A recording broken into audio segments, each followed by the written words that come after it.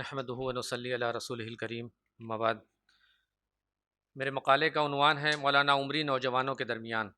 32 صفحات پر مشتمل اپنے اس مقالے کا خلاصہ پیش کر رہا ہوں۔ 1970 میں ادارے تصنیف رامپور سے علی گڑھ منتقل ہوا تو مولانا جلال الدین عمری بھی ادارے کے ساتھ علی گڑھ آ گئے۔ 1995 میں مرکز جماعت اسلامی ہند دہلی جانے سے قبل تقریباً 25 برس مستقل علی گڑھ میں ہی مقیم رہ کر اپنے تصنیفی و تحقیقی کاموں کے ساتھ طلباء و نوجوانوں کی ذہن سازی اور اصلاح و تربیت بھی کرتے رہے۔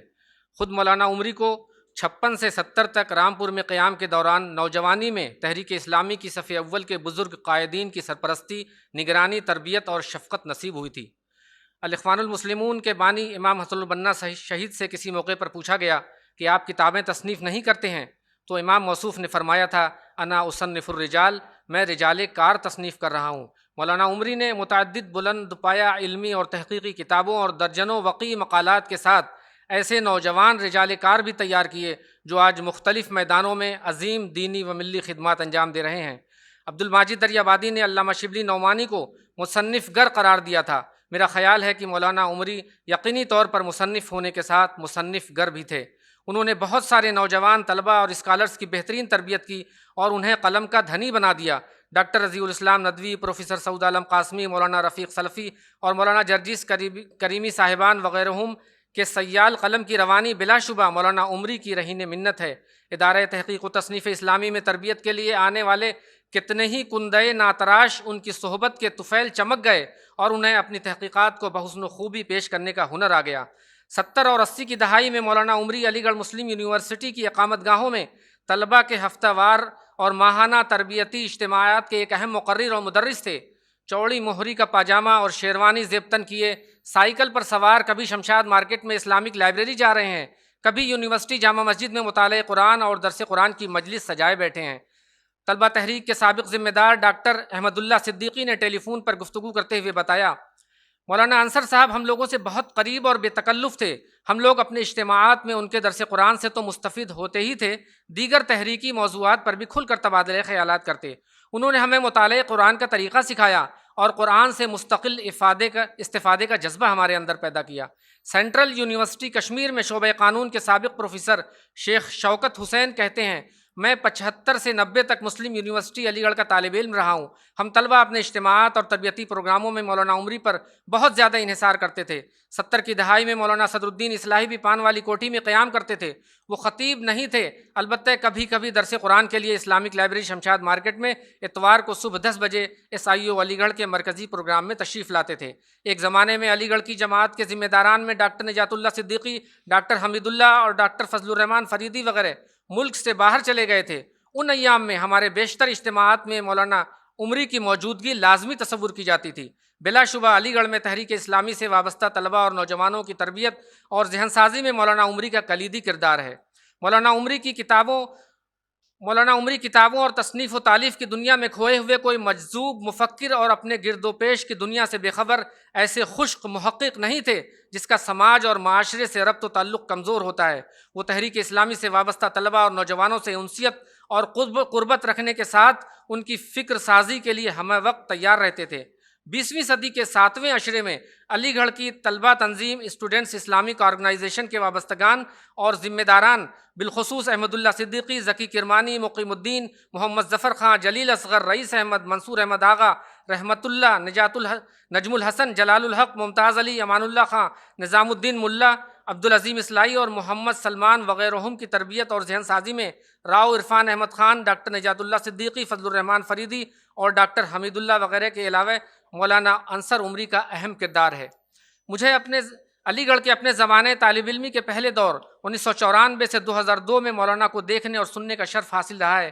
پان والی کوٹھی میں متعدد مواقع پر ان کے دروس قرآن اور تذکیری گفتگویں سنی ہیں۔ جب کبھی شمشاد مارکیٹ میں واقع اسلامک لائبریری تشریف لاتے تو انہیں دفتر کی اس کرسی پر بٹھایا جاتا جس پر علی گڑھ یونٹ کی عام روایت کے مطابق صرف صدر یونٹ جلوہ افروز ہوتے تھے۔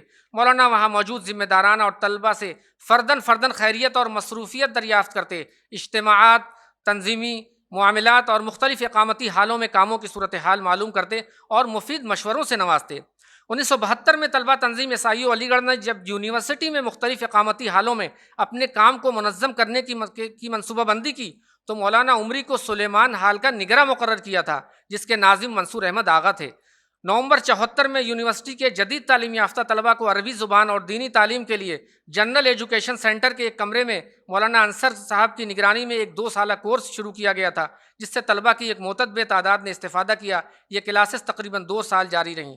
1972 میں یونیورسٹی جامع مسجد میں جمعہ کے روز بعد نماز عصر طلباء کے 7 روزہ مطالعہ قرآن کا سلسلہ مولانا عمری کی نگرانی میں شروع کیا گیا تھا۔ فروری 77 کو عصر حاضر میں رسول اللہ کی زندگی کی معنویت کے موضوع پر SIU علی گڑھ کے زیر اہتمام آرٹس فیکلٹی لانج میں منعقد سیمینار میں صدر شعبہ سماجیات جناب حسن عسکری، ڈاکٹر فضل الرحمان گنوری، پروفیسر نجات اللہ صدیقی اور ناظم دینیات مولانا محمد تقی امینی کے علاوہ مولانا عمری نے بھی سیرت رسول اللہ کی بعثت کے مقصد پر روشنی ڈالی تھی۔ نومبر 73 کو سلطان جہاں منزل شمشاد مارکیٹ میں SIU علی گڑھ کے سالانہ اجتماع میں ملک کے تقریباً 16 اسلام پسند طلبہ اور نوجوانوں کی تنظیموں کے نمائندے اور ذمہ داران شریک تھے۔ مولانا موصوف نے انبیاء کرام کی دعوت اور طریقہ کار کے موضوع پر تقریباً 1.5 گھنٹے کا ایک تفصیلی اور جامع خطاب کیا تھا۔ اطلاع کے لیے عرض ہے کہ اس اجتماع میں معروف کشمیری رہنما سید علی شاہ گیلانی نے بھی خطاب کیا تھا، جو اس زمانے میں کشمیر اسمبلی کے رکن تھے۔ اپریل 77 میں طلبہ کی ملگیر تحریک کے قیام کے بعد جون 77 میں نیپال کے پرفضا پہاڑی مقام پوکھرا میں ایک 7 روزہ تربیتی کیمپ منعقد ہوا تھا، جس میں اکابرین تحریک اسلامی کے ساتھ مولانا عمری بھی شریک ہوئے تھے اور مولانا صدر الدین اصلاحی کی زیر صدارت ہندوستان میں اسلامی تحریک کے موضوع پر منعقد مذاکرے میں اظہار خیال کیا تھا۔ کیمپ میں مولانا عمری کی دوسری تقریر کا موضوع تھا فکری دنیا میں اسلام کی مطلوبہ تبدیلی کس طرح لائی جائے۔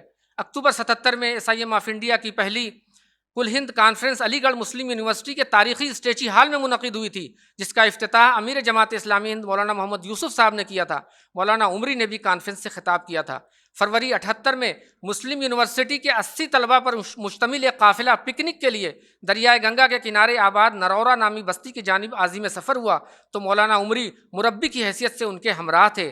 منزل پر پہنچ کر دریا کے کنارے مولانا نے اسلام میں اجتماعیت کی ضرورت و اہمیت پر روشنی ڈالی اور آخر میں تفریحی پروگرام کے اصل جذبے اور مقصد کی وضاحت کی۔ 79 میں مولانا ابوالعلا مودودی کے انتقال کی خبر علی گڑھ مسلم یونیورسٹی پہنچی تو یونیورسٹی پر ایک ماتمی فضا چھا گئی۔ طلبہ شمشاد مارکیٹ میں اسلامک لائبریری پر جمع ہونے لگے۔ اتوار کا اجتماع محفل غم میں تبدیل ہو گیا۔ مولانا عمری جب مولانا مودودی کی زندگی اور ان کے پیغام کو پیش کر رہے تھے تو حاضرین کی سسکیاں اور آہیں فضا میں گونج رہی تھیں۔ اکتوبر 79 میں مہاراشٹر کے شہر ناگپور میں کستور چند پارک کے اندر منعقد ہونے والی SIM کی دوسری کل ہند کانفرنس کے دوسرے دن کا آغاز مولانا انصر عمری کے درس قرآن سے شروع ہوا تھا۔ اور بھی بہت سارے پروگراموں میں مولانا کی شرکت کی تفصیلات ہیں، وقت کی کمی کے باعث اس وقت اس کو چھوڑ رہا ہوں۔ وآخر دعوانا الحمدللہ رب العالمین۔